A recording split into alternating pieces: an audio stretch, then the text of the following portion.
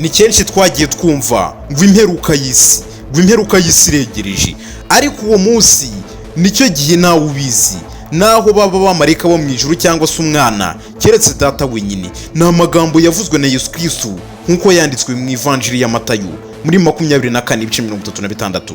Abari bahari imbere gato y'uko umwaka w'2000 ugera bazi uburyo byavuzwe ko uyu wari umwaka isi yari burangirireho. Byavugwaga ko mudasobwa zitari gushobora gusoma umubare 00 maze aho gusoma no kwandika 2000 zikisomera 1900, ndetse ko isi yari ikataje mu ikoranabuhanga ikaba yari bugirira iherezo aho ngaho. Benshi barakicuza kurya utwabo bari barazigamye bumva ko batazarenza umwaka w'2000 bari hano ku isi. Icyakora si ubwa mbere kandi ntibwabaye ubwa nyuma hahanurwa kurangira ku isi n'umunsi w'imperuka y'isi utera benshi ubwoba, ndetse ejo bundi mu 2011 no mu 2012 byarabaye. Ni umunsi uvugwa cyane muri Bibiliya nko muri Maraki 3:19 haranditse ngo dore hazaba umunsi utwika nk'itanura ry'umuriro, abibone bose n'inkozi z'ibibi zose bazaba ibishingwe, maze haba umunsi uzabatwika abashiri, niko Uwiteka Nyiringabo avuga. Ntuzabasigira umuzi cyangwa se ishami. Si muri Bibiliya ariko havugwa irangira ry'isi n'umunsi w'imperuka gusa, kuko n'abahanga cyane muri siyansi no mu bumenyi bw'ikirere nk'abakora mu kigo cya Amerika cy'ubumenyi bw'ikirere, icyo kigo cyamenyekanye nka NASA, bagiye bavuga ku mperuka no kurangira k'uyu mubumbe dutuye. Ubu buhanuzi budashingiye gusa kuri Bibiliya ahubwo no ku yandi madini ari muri iyi nkuru bwagiye butuma abantu bitwara uko batari basanzwe bameze, maze bakagurisha utwabo, bakareka akazi, bagahunga cyangwa se bakifata nk'abazi ko hari umunsi bazi ko batazarenza bakiri hano ku isi. Uretse abanyamadini n'abahanga muri siyansi igezweho, iyi siyansi twese tuzi ishingirwaho na benshi mu biyita abanyabwenge gufata ibyemezo bikomeye by'ubuzima bwabo bw'ahazaza. Hari naho inkoko yateraga amagi yanditsweho ngo Christ is coming. Ntiwari butinyi? Twifashishije inkuru ya Business Insider na Britannica. Freedom Empire irakugezaho inshuro zirenga 10 mu mateka hagiye hahanurwa, hakekwa kandi hakemezwa itariki y'irangira ry'isi n'umunsi w'imperuka, nyamara ntibibe. Maze amagambo ya Yesu Kristo twatangiranye iki cyegeranyo agakomeza akaba kuri kugeza ubu. Umwaka w'1000 Kristo ntiyari kurenza ikinyagihumbi atagarutse. Abayobozi b'idini ya Gikristo bo muri iki gihe ngo bizeraga ko intangiriro y'ikinyagihumbi gishya yari buzane no kugaruka kwa kabiri kwa Yesu Kristo. Mu kwitegura igaruka rye, abantu benshi iki gihe bataye ibyabo, bareka akazi bakoraga ndetse batana ingo zabo. Ubwo iyi tariki yageraga kira bukongera bugacya nta mperuka ibaye, abari bazi ko iherezo rya byose rigeze basanze bari baribeshye mu kubara imyaka ya Yesu Kristo, maze banzura ko iherezo ryari buwe mu 1033 nk'umwaka wari w'igihumbi Yesu Kristo yishwe akazuka ndetse agasubira mu ijuru. Uyu mwaka warageze nabwo imperuka ntiyaba. None dore imyaka yindi isaga 1110 irashize, isi kikaraga ndetse nta gishya kibaye munsi y'izuba, nk'uko tubisanga mu mugani w'umwanditsi w'igitabo cy'umubwiriza. Ku ya mbere Gashyantare 1524 umwuzuye warabaye ukomeye i Londres. Abahanga mu bumenyi bw'inyenyeri i Londres bakuye rubanda imitima ubwo basobanuraga kuva ku murongo kw'imibumbe ndetse n'inyenyeri, bakabisobanura bavuga ko isi yari burimburwe n'umwuzure karaha butaka wari buyibasire. Ibihumbi bisaga za 100 by'abantu bahungiye ku mpinga z'imisozi, mu gihe abandi bubatse inkugi nk'iyo ku Bwanuba. Barategereje, nyamara umwuzure ukomeye The Great Flood wari wahanuwe na Johannes Toffler, ari nawe muhanga mu mibare ndetse no mu bumenyi bw'inyenyeri w'Umudage, ntiwigeze ubaho. Ku ya 19 Gicurasi 1780 umunsi w'umwijima. Ku ya 19 Gicurasi 1780 umwijima w'icuraburindi waguriye agace ka New England muri Leta Zunze Ubumwe za Amerika. New England ni akarere kagizwe na leta 6 zo mu majyaruguru y'uburasirazuba bwa USA arizo Maine, Vermont, New Hampshire, Massachusetts, Connecticut, Rhode Island. Uyu mwijima ukomeye wateye abayoboke b'idini ry'abazwi nka Shakers kwibwira ko umunsi w'urubanza waba wagize. Ibi byose byatewe n'ukuntu burya ikirere cyari cyahindutse umukara. Bise uyu munsi Dark Day, umunsi w'umwijima. Uyu mwijima watewe n'uruvange rw'imyotsi yari yaturutse ku nkongi z'imiriro yatwitse amashyamba n'urwokotsi rw'ibihu by'imvura, byatumye abanyamadini baho batangira misiyo yo kwamamaza icyiswe Message of Celibacy is the path to redemption, gifatwa nk'uburyo bwo kwegera Imana cyane. aho umuntu yirinda gushaka cyangwa kugira uwo bakorana imibonano mpuzabitsina umubiri we akawuharira umuremyi.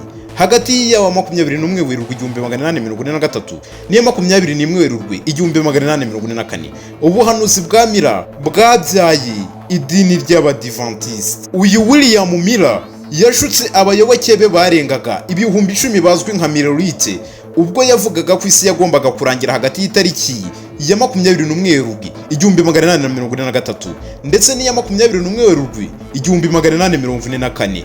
Nuko ubwo umwaka wose warengaga ntihagire ikiba, Miller yimuriye itariki yo kurangira ku isi ku ya 22 Ukwakira mu 1844 ubwo Yesu yangaga kugaruka ku nshuro ya kabiri, icyamenyekanye nka Great Disappointment cyangwa se ugutenguhwa gukomeye. Ugenekereje benshi mu Bamillerite bavuye mu iyo dini ye maze bajya gushinga iry'Abadiventiste b'umunsi wa karindwi. Nguko iby'Abadiventiste. Nuko rero haza ukudagadwa kw'abatuye isi kwatewe n'ikibuye cyahari. Mu isanzuri haba amabuye abagizwe n'umusenyi, umwuka, urubura n'urutare azenguruka izuba, akaba ashobora kugwira isi nyuma y'igihe runaka. Niyazwi nka comet. Mu busanzwe irizwi nka Halley Comet rinyura ku isi nyuma y'imyaka 76. Gusa igihe byari byegereje mu 1910 byateje ubwoba bwinshi cyane kuko ngo iki kibuye cyari bushwanyaguza uyu mubumbe turiho bitewe n'uko inyenyeri ubwazo zari bugongane cyangwa imyuka ifite uburozi bwinshi cyari kuba gifite, ikaba ariyo yari burangize buri kinyabuzima cyose kiri ku isi. Ubwoba bwatashye abatuye isi icyo gihe babimenye, ndetse n'ibinyamakuru bikomeye nka The New York Times byandika ku isi yari yegereje umusozo. Hari nk'ikinyamakuru cyanditse inkuru ifite umutwe ugira uti Comet may kill all Earth life, says scientists. Tugenekereje mu Kinyarwanda bishatse kuvuga ngo ikibuye kinini cyo mu isanzure gishobora gushyira iherezo ku kinyabuzima cyose cyo ku isi, nk'uko umuhanga mu bumenyi abivuga. Hari itsinda ry'abantu bo muri leta ya Oklahoma ryagerageje gutangaho igitambo cy'umukobwa w'isugi ngo bakumirire ishyano. Umunsi ugeze, isi mu kuzenguruka kwayo yaciye mu ruziga wa cya kibuye, ariko nta ngaruka na nkeya byayigizeho zamenyekanye. Mu 1914 ngo Yesu yagarutse ku isi, niko abahamya ba Yehova bigisha. Mu 1876 Charles Taze Russell washinze idini y'abahamya ba Yehova yahanuye ko Yesu Kristo yagombaga kugaruka mu 1914. Charles Taze Russell washinze idini ry'abahamya ba Yehova. Abahamya ba Yehova bigisha ko ariko byagenze nubwo nta wabibonye n'amaso, ndetse isi yakomeje kumera ukwiri uku nguku. Bavuga ko aribwo Yesu Kristo yatangiye gutegekana na se mu ijuru, ndetse ko atazanagaruka ku isi ngo amaso yamubone, nk'uko benshi mu bandi bakristo babyizera. Abahamya ba Yehova binyuze mu nyandiko zabo zica mu kinyamakuru cyabo Umunara w'Umurinzi, kandi bavuze ko mu mwaka wa 1975 hari kuba hashize imyaka 6,000 Imana iremye umuntu, hakaba ari bw'intambara ya Harimagedoni yari burangire. Uyu nguyu nawe yahanuye imperuka y'isi inshuro 3 itaba. Uyu mugabo mwita Albert W. Armstrong, umwe washinze idini rizwi nka The Worldwide Church of God, yabwiye abayoboke b'idini ye ko mu mwaka wa 1936 hari bubeho icyitwa rapture, isobanurwa nko kugaruka kwa kabiri kwa Yesu Kristo, kandi ko abari burokoke kugaruka kwe ari abo bayoboke basa yari bunatware mu ijuru. Ubu buhanuzi ntibwasohoye, hanyuma W. Armstrong aza guhindura itariki yo kugaruka kwa Yesu Kristo abugira gatatu kandi kose mu 1936, mu 1943 ndetse no mu 1972 no mu 1975. Nyamara na bugingo n'ubu dore aho twibereye nta cyari cyaba. Ku ya 10 Werurwe 1982 hari Jupiter effect yari buhungabanye Burundi isi yose. Mu 1974 abahanga mu bugenge bwo mu bimenyi bw'ikirere John Gribben na Stephen Pragman batangaje inyandiko bise Jupiter effect yavugaga ko ku itariki ya 10 Werurwe mu 1982 imibumbe yari bujye ku murongo umwe ku ruhande rumwe n'izuba, maze bigatera iturika ridasanzwe ryari bubyara imitingito ikomeye y'isi. Ibi ntibyabaye. Hanyuma John Gribben yandika ikindi gitabo yise The Jupiter Effect Reconsidered, gusa cyo kitagurishije nk'icyambere kuko nacyo cyavugaga ko hazaba imitingito itarabaye mu duce tumwe twa za Leta Zunze Ubumwe za Amerika.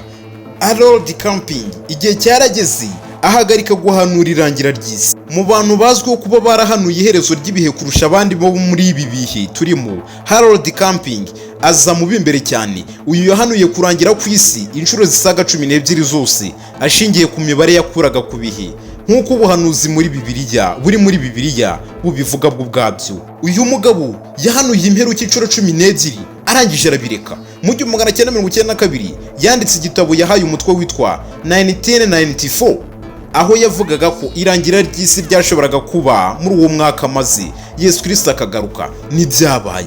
Icyakora ubuhanuzi bwe bwamenyekanye kurusha ubundi n'ubwa tariki ya 21 Gicurasi mu 2011. Itariki yabaraga ko ari bwo hari kuba hashize imyaka 7,000 habayeho umwuzure ukomeye warimbuye isi, ukarokokwa na Nowa wenyine n'umuryango we Musa, nk'uko byanditswe muri Bibiliya mu gitabo cy'intangiriro. Bwarije buracya maze itariki iragera, ariko isi ntiyarangira. Byatumye Harold avuga ko yari yibeshye akabara nabi. Yarongeye yigize inyuma igaruka rya Kristo, avuga ko ryari ku ya 21 Gicurasi mu 2011. Nabwo ntibyaba. Byatumye Camping areka burundu byo kuzongera guhanura, akavuga itariki y'umunsi w'imperuka. Mu 1988 Imana yari byigaragaze mu ishusho ya Holming-chen, umuyobozi w'idini w'umunyatayiwani. Holming-chen yashinze idini ryitwa Chantao, bisobanura nk'inzira y'ukuri, idini rivanga imwe mu myemerere y'idini ya Gikristo, iy'Ubwba n'irya gakondo ryo muri Taiwan. Chen uyu yigishije ko Imana yari bwigaragaze kuri channel ya 18 cyangwa se Channel 18, televiziyo yo muri USA ku itariki ya 25 Werurwe mu 1988, maze igatangaza ko ubwayo yari bumanuke ku isi mu cyumweru gikurikira. Ikaba yari izamanuka iri mu ishusho ya Chen. Uwo nguwo mu mwaka wakurikiyeho, Chen yahanuye ko amamiliyoni y'imyuka mibi hamwe n'imyuzure ikomeye yari busigishizeho iherezo ry'ikiremwa muntu. Abayoboke ngo bari burokoke gusa ari uko baguze ubwato bwo mu kirere bwari kuza busa n'ibicu byari bwoherezwe kubarukora. Mu 1666 umwaka w'umubare w'inyamaswa wari busige udakoze akantu, kuko Bibiliya mu gitabo cy'ibyahishuwe yita 63 cyangwa se 666 umubare w'inyamaswa. Abakristo bo mu kinyejana cya 17 mu Burayi batinye ku isi yari burangiriye mu mwaka wa 1666. Umuriro ukomeye wibasiye Londres, the Great London Fire, wahereye ku itariki ya 2 ukageza ku ya 5 Nzeri. Uwo mwaka wasize ukongoye igice kinini cy'uyu mujyi ndetse utwika paruwasi 72 zose n'inzu zisaga 13,000. Hari benshi babibonye nko gusohora k'ubuhanuzi bw'irangira ry'isi, nubwo abasize ubuzima muri uyu muriro bari bake cyane kuko batarenze 10 bonyine, ariko isi iracyahagaze. Tugeze ku inkoko ihanura yirezi mu 1806. Inkoko bukoko iyo mu rugo tuzi, iyi kokoza nk'izindi bakayita kanwa kabi. Iyi nkoko yari yirezi ho mu Bwongereza, yateye amagi yanditseho amagambo y'ubutumwa buvuga ngo Christ is coming, Christ raje. Umubare munini w'abantu ngo basuye iyi nkoko maze batangira no gutinya ko umunsi w'urubanza wari ugiye kugera. Nyuma gato byaje kumenyekana mu by'ukuri ko aya magi atari ubuhanuzi, ahubwo ko ibi byakorwaga na nyiri inkoko wandikishaga wino yifitemo acide kuri aya magi, hanyuma kongera akayinjiza mu nda y'inkoko iyo yari yaramugorewemo. Tuvuye ku buhanuzi bw'inkoko y'irezi, ubu tugeze ku buhanuzi bw'abamaya bwo mu 2012. Ku itariki ya 21 Ukuboza 2012 yari umusozo w'uruziga rwa mbere runini, Great Cycle. Ukurikije indangamisi y'abamaya nuko aba bari bihe ibi, benshi babisobanuye ko ari bwo hari bubi irangira ry'iki kirangamisi nk'irangira ry'isi, nyamara yari itangiro ry'ibihe uhereye ku myaka 5125 yabanje. Byatumye abavuga irangira ry'isi kuri uwo munsi barekera aho ngaho. Kurangira ku isi ko muri uyu mwaka kandi kwagendanye n'ibyavugwaga ko isi yashoboraga kugongana n'umubumbe utanazwi neza witwa Nibiru, hakabaho imiriro ikomeye cyane, hakaba ukwikura mu mwanya kw'imibumbe kwari gutera ibyago bikomeye, ndetse isi ikava ahantu ihagaze mu isanzuri ikajya ahandi.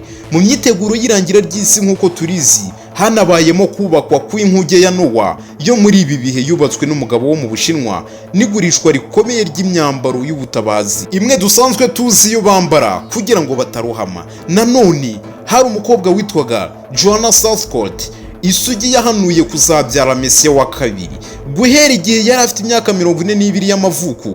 Joanna Southcott yavuze ko yajyaga yumva amajwi amubwira ibizaba mu bihe bizaza, birimo nk'amapfa, kurumba gukomeye kw'imyaka n'inzara zikomeye zo mu 1788 no mu 1800.